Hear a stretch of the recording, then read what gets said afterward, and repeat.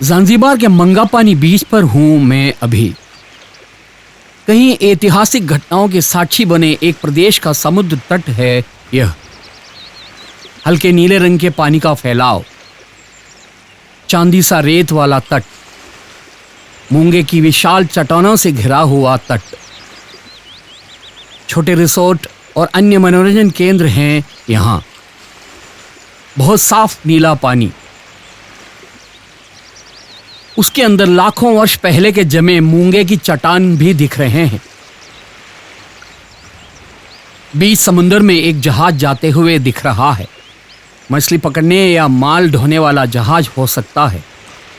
वह ज़ांज़ीबार बंदरगाह की ओर जा रहा है। हल्के नीले पानी में स्थानीय लोगों का एक जलयान। ज़ांज़ीबार द्वीप और तंजानिया के तट पर रहने वाली स्वाहिली जनता के अद्वितीय जलयान।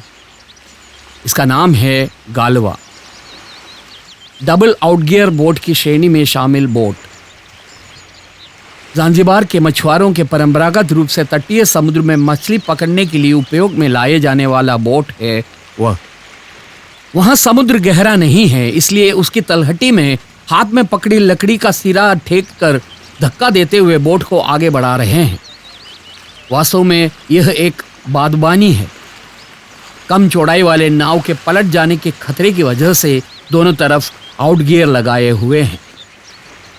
तट पर केकड़े को पकड़कर लौटने वाला स्थानीय निवासी मूंगे की चट्टानों के बीच छिपे केकड़े को तीखी नोक वाली लकड़ी से चुभोकर बाहर निकालते हैं। आज के केकड़े का शिकार समाप्त करके काई फैले समुद्र तट से होकर जा रहे हैं वो वृद्ध मनुष्य। मछुआरों के बच्चे तट पर खेलते हुए घूम रहे हैं। थोड़ी दूर समुद्र तट पर कुछ गांव हैं।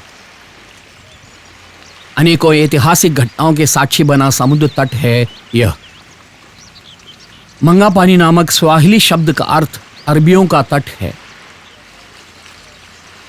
1840 से 1880 तक गुलामों के व्यापार का काला बाजार था मंगापानी। उस जमाने में अरबियों के अनेकों जहाज मंगापानी के तट पर लंगर डाले रहते थे। इस प्रकार से इस तट का नाम अरबियों का तट पड़ा।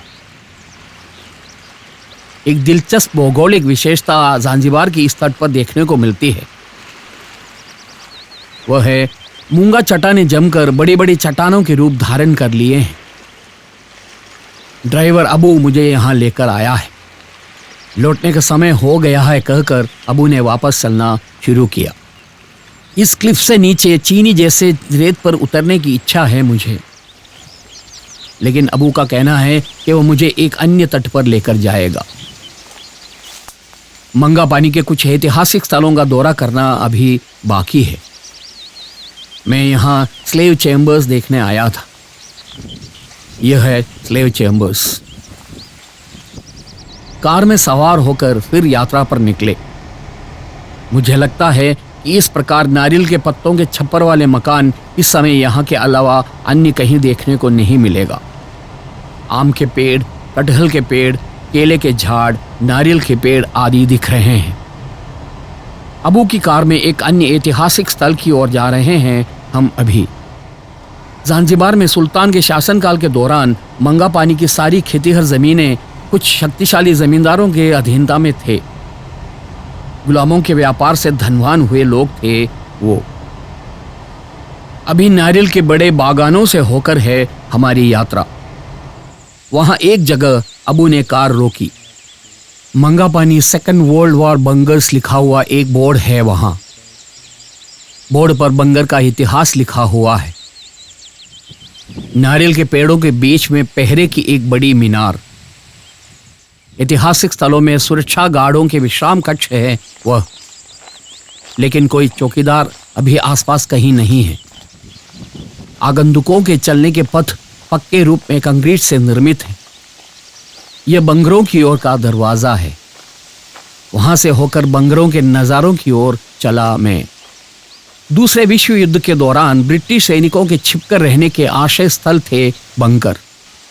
हथियारों से लेस होकर बारी बारी से अनेकों सैनिकों द्वारा चौकीदारी की हुई जगह। यहाँ आसपास कई जगहों पर इस प्रकार के बंकर हैं। पहरे की मीनार पर हरदम दूरबीन से समुद्र की ओर देखते रहने वाले सैनिकों को दुश्मनों की जहाज की उपस्थिति का भान होते ही इस किनारे से उन पर आक्रमण खोल देते थे। युद्ध के दौरान एक सामरिक क्षेत्र हुआ करता था जांजिबार। तंजानिया के मुख्य प्रदेश और जांजिबार द्वीप के बीच से होकर जाने वाले जहाजों के अवलोकन करना और जरूरत पड़ने पर आक्रमण करने के लिए सबसे अधिक सुविधाजनक जगह यही थी। बाहर से आसानी से नजर में नहीं आने वाले कंक्रीट बंकर, वो वहां दिख रही है पहरे की मीनार। दूरबीन से समुद्र की ओर देखते रहने से समुद्र से होकर दक्षिण की ओर जाने वाले जहाज स्पष्ट दिख जाते थे। 4 मंजिली मीनार है वह, अंदर से सीढ़ियां बनी हैं। दूसरे विश्व युद्ध के दौरान ब्रिटिश सेना के किंग्स अफ्रीकन राइफल्स को इस प्रदेश की सुरक्षा की जिम्मेदारी दे रखी थी। अफ्रीका के मुख्य भूभाग और जांजिबार को मिलाकर अफ्रीकन राइफल्स के 4.5 लाख सैनिक उस समय वहां तैनात थे। उनमें से 1 लाख सैनिक प्रादेशिक भर्ती के रूप में सेना में शामिल किए गए काली चमड़ी वाले थे। विभिन्न प्रकार के बंकर हैं यहाँ। तोप के गोले और बम के आकर न गिरने की सुविधा के साथ भूमि के धरातल से थोड़ा नीचे की ओर बनाए गए बंकर विभिन्न कक्ष में बंटे थे। उन सब के ऊपर धरती के धरातल पर घास उगाए हुए थे। उस कारण से दुश्मनों के जहाज आसानी से उनका पता नहीं लगा पाते थे। दाईं तरह ये जो दिख रहा है वह भी एक बंकर है। अंदर ताजी हवा पहुंचने के लक्ष्य के साथ बनाए गए छेद दिख रहे हैं। एक छोटी पहाड़ी पर स्थित ये पूरा इलाका एक धनिक अरबी जमींदार के अधिकार में था। उनका एक बंगला भी उस समय यहाँ था।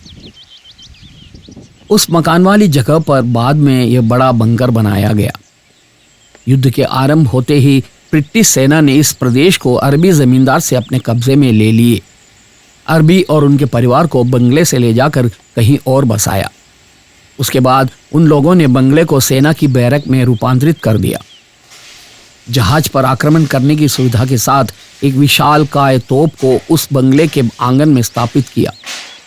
परीक्षण के तौर पर समुद्र की ओर उससे एक गोला भी दागा। शक्तिशाली तोप से दागी गई गोले के मजबूत कंपन से अरबी के बंगले का एक भाग टूटकर नीचे गिरा। उस घटना के बाद ही बंगले को तोड़कर यह बड़ा बंकर बनाया गया था। युद्ध के दौरान चोट लगने वाले ब्रिटिश सैनिकों की चिकित्सा के लिए एक अस्पताल भी यहाँ हुआ करता था। अंग्रेजों ने कुल 5 बंकर और एक निरीक्षण मीनार के निर्माण यहाँ किए थे। युद्ध के दौरान जांजिबार के समुद्र तट से होकर जाने वाले प्रत्येक जहाज का निरीक्षण उसके लिए बनाए गए मीनार पर बैठकर ब्रिटिश सैनिक किया करते थे। दूसरे विश्व युद्ध के बंकरों के पास से अबू के साथ आगे की यात्रा कर रहा हूं मैं। बंकर और उसके चारों ओर के एक बहुत बड़ा इलाका अभी जांजिबार सरकार के अधीन है। उसकी देखरेख की जिम्मेदारी अभी म्यूजियम्स एंड एंटिक पीस विभाग के अधीन है। अबू का कहना है कि अब मंगापानी के 20 रिसोर्ट चलते हैं। जांजिबार आने के बाद यहाँ के कम से कम एक 20 रिसोर्ट को कैमरे में संजोने की अपनी चाह मैंने अबू को बताई थी। इस प्रकार का 20 रिसोर्ट के आगे पहुंचकर अबू ने गाड़ी रोकी। कुछ प्राकृत अवस्था में बनाई गई एक रिसोर्ट। अंदर प्रवेश करते ही सामने एक बार दिखाई देता है। एक बोर्ड पर ज्वार भाटे के समय के समुद्र के पानी की लेवल आदि दर्शा रखा है। यह है एंटनी। ये इस रिसोर्ट की देखभाल करने वाला व्यक्ति है। दिन के समय पर्यटकों के यहाँ आना और थोड़ी शराब पीकर खाना खाकर नीचे समुद्र तट पर चले जाना यहाँ की दिनचर्या है। वहां पर काफी देर तक धूप सेकने के बाद वो लोग होटल या होम स्टे लौट जाते हैं। बार का केंद्र स्थान एक पेड़ है। पर्यटकों के रात के यहाँ ठहरने की सुविधा नहीं है। रसोई और कर्मचारियों के रहने की जगह आदि सब कुछ नारियल के पत्तों की छप्पर वाली यह इमारत है। शौचालय को मिलाकर अन्य सारी सुविधाएं यहाँ पर्यटकों के लिए की गई हैं।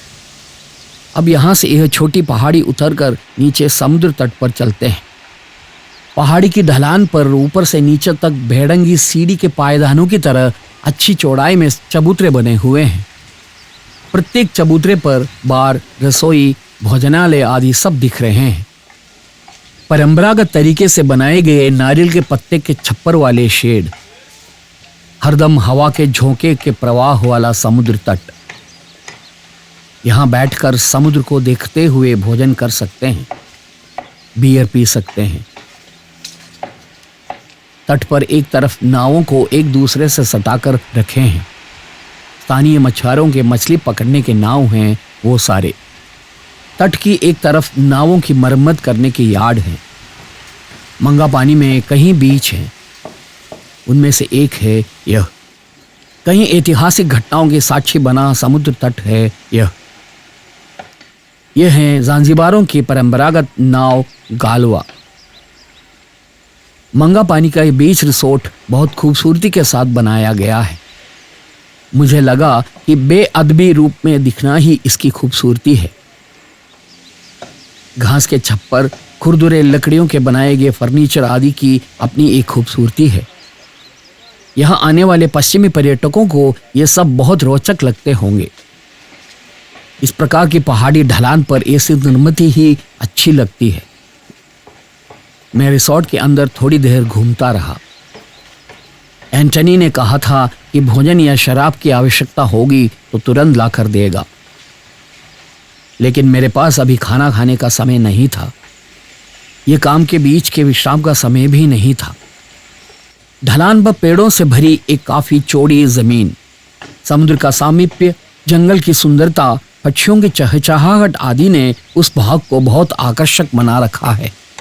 रिसोर्ट के अलग अलग चबूतरा नुमा जमीन पर बने शेडों के आगे से होकर नीचे बीच पर पहुंच सकते हैं।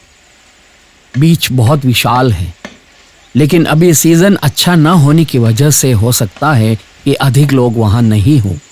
2-3 लोग तट से ऊपर की ओर चढ़कर आ रहे हैं।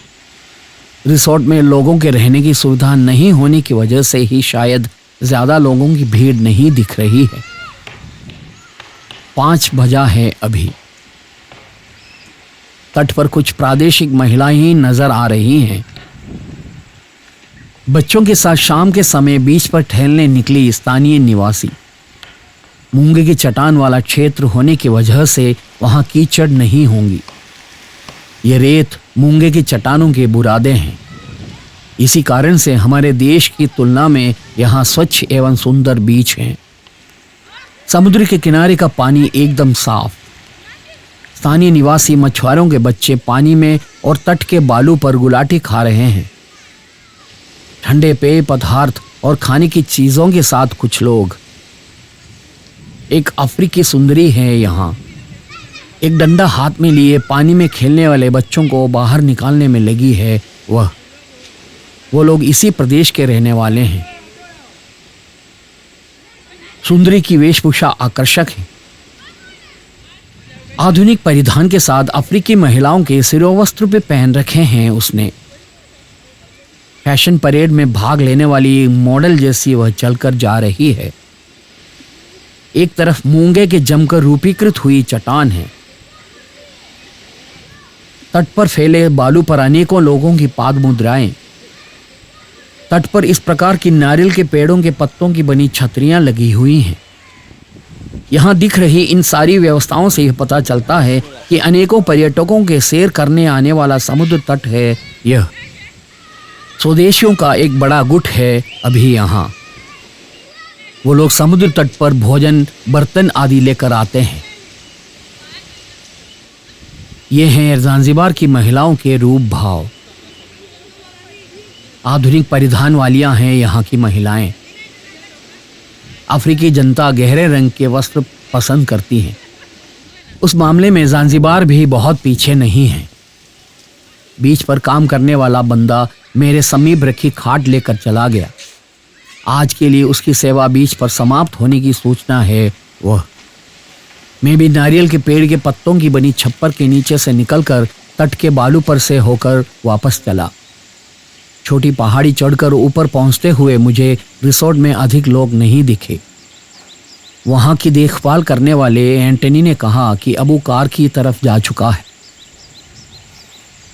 एंटनी से विदा लेकर मैं रिसोर्ट से निकला। इस प्रकार के अनेक 20 रिसोर्ट और बीच रेस्टोरेंट ज़ांज़िबार के समुद्र तटों पर स्थित हैं। यहाँ के सारे बीच बहुत सुंदर हैं। अब वो ड्राइविंग सीट पर बैठा। हम लोग मंगापानी से लौट रहे हैं, ज़ांज़िबार सिटी की स्टोन टाउन की ओर। इस रास्ते से होकर जाते हुए मैं ये सोच रहा हूँ कि ज़ांज़िबार के ये नज़ारे केरल की ग्रामीण प्रकृति से बिल्कुल भी भिन्न नहीं हैं।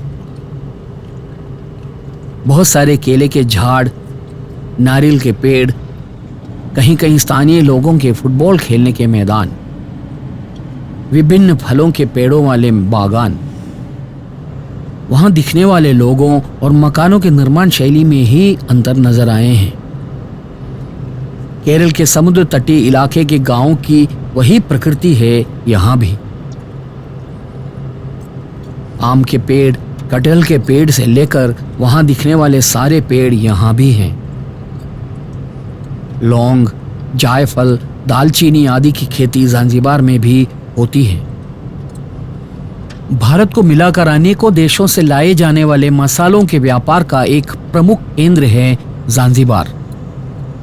इसलिए यहाँ खेती की जाने वाले उत्पन्नों के निर्यात भी यहाँ से बड़े पैमाने पर किए जाते थे।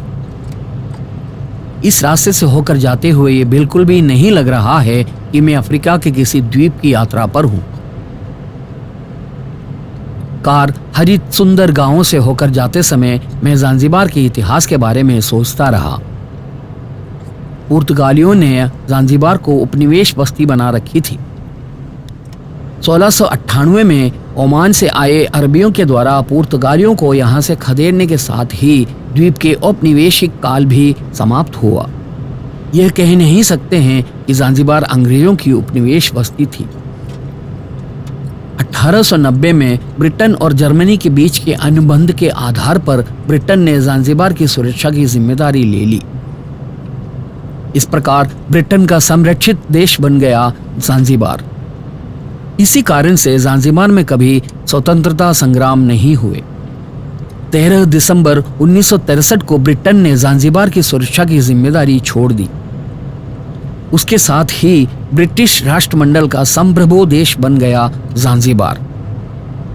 सुल्तान थे प्रशासन के प्रमुख। 1964 की लोकप्रिय क्रांति ने सुल्तान को सत्ता से बाहर का रास्ता दिखाया। इस प्रकार पीपल्स रिपब्लिक ऑफ ज़ांज़िबार अस्तित्व में आया। इस दौरान मुख्य भूभाग के टांगनिका नामक देश ने ब्रिटेन से स्वतंत्रता प्राप्त कर ली।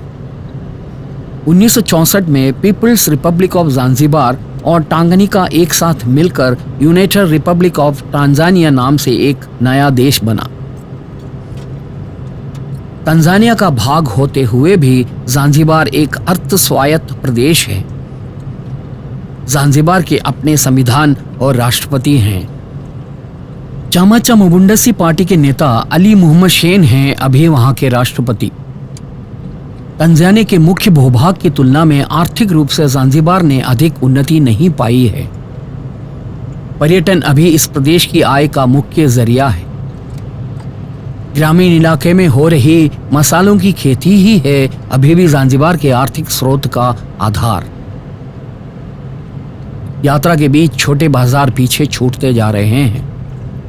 ऐसा लगता है कि ये सारे प्रदेश एक शताब्दी पहले की अवस्था में ही आज भी स्थित हैं।